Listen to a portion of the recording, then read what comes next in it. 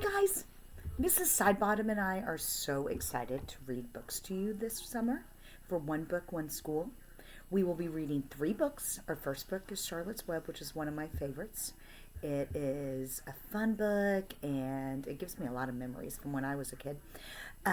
Also, you have some math packets to review. We just got out of school, so you're like, I don't need a review yet. But they're there for you guys to practice and do. If you guys have any questions, you feel free to email myself or Mrs. Sidebottom at any time.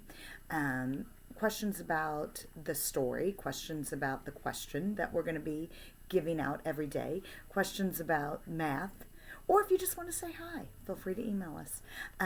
We're going to read chapter 1 and 2 today, so they're going to be on 2 different videos, so make sure you read along with me, and then a question will come out later. So let's get started. Chapter 1 is called The 4 Breakfast. "Where's Papa going with that axe?" said Fern to her mother as they were setting the table for breakfast. "Out to the hog house," replied Mrs. Arable. "Some pigs were born last night." "I don't see why he needs an axe," continued Fern, who was only 8. "Well," said her mother, "one of the pigs is a runt. It's very small and weak, and it will never amount to anything. So your father has decided to do away with it." "Do away with it?" shrieked Fern. "You mean kill it, just because it's smaller than the others?" Mrs. Arable put a pitcher of cream on the table. "Don't yell, Fern," she said. "Your father is right. The pig would probably die anyway."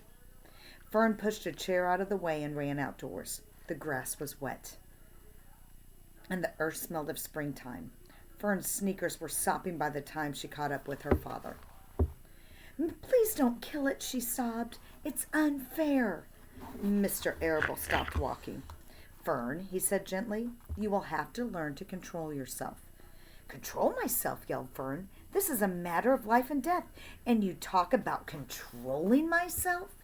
Tears ran down her cheeks, and she took hold of the axe and tried to pull it out of her father's hand. "Fern," said Mr. Arable, "I know more about raising a litter of pigs than you do. A weakling makes trouble. Now run along." "But it's unfair," said Fern.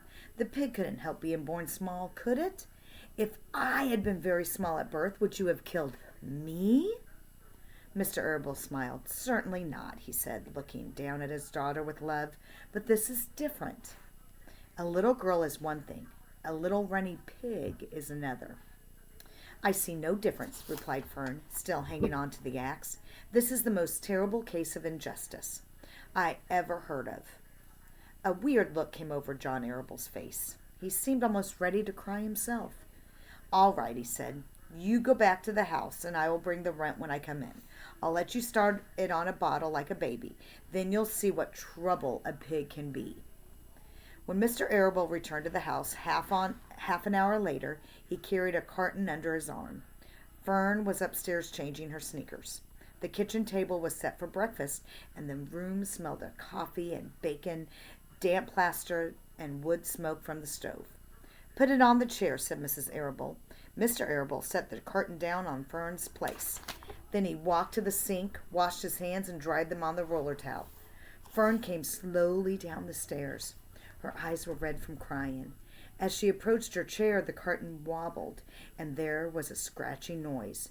Fern looked at her father. Then she lifted the lid of the carton. There inside, looking up at her, was the newborn pig. It was a white one. The morning light shone through its ears, turning them pink.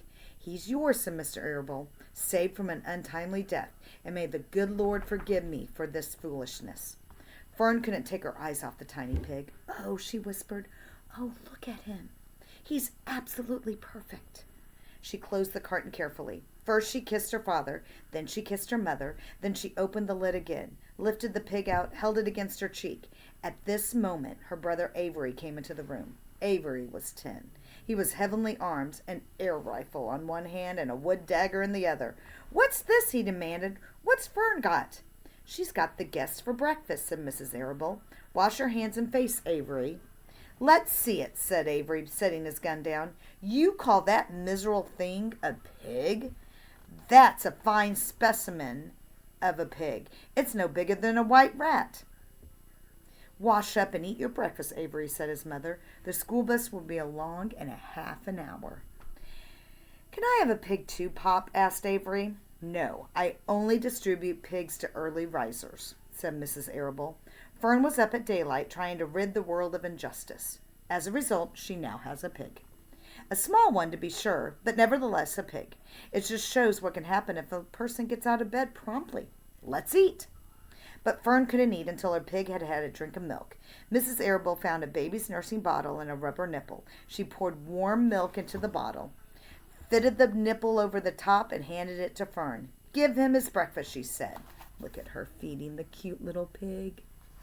A minute later, Fern was seated on the floor in the corner of the kitchen with her infant between her knees, teaching it to suck from the bottle. The pig, although tiny, had a good appetite and caught on quickly. The school bus honked from the road. Honk, honk, honk. Run, commanded Mr. Arable, taking the pig from Fern and slipping a donut into her hand. Avery grabbed his gun and another donut. The children ran out the road and climbed onto the bus. Fern took no notice of the others in the bus. She just sat and stared out the window, thinking what a blissful world it was, and how lucky she was to have an entire charge of a pig. By the time the bus reached school, Fern had named her pet, selecting the most beautiful name she could think of. Its name is Wilbur, she whispered to herself. She was still thinking about the pig when the teacher said, Fern, what is the capital of Pennsylvania? Wilbur, replied Fern dreamily. The pupils giggled. Fern blushed. Okay, we'll read chapter 2 about Wilbur. Click on the next one. I'll see you in a second.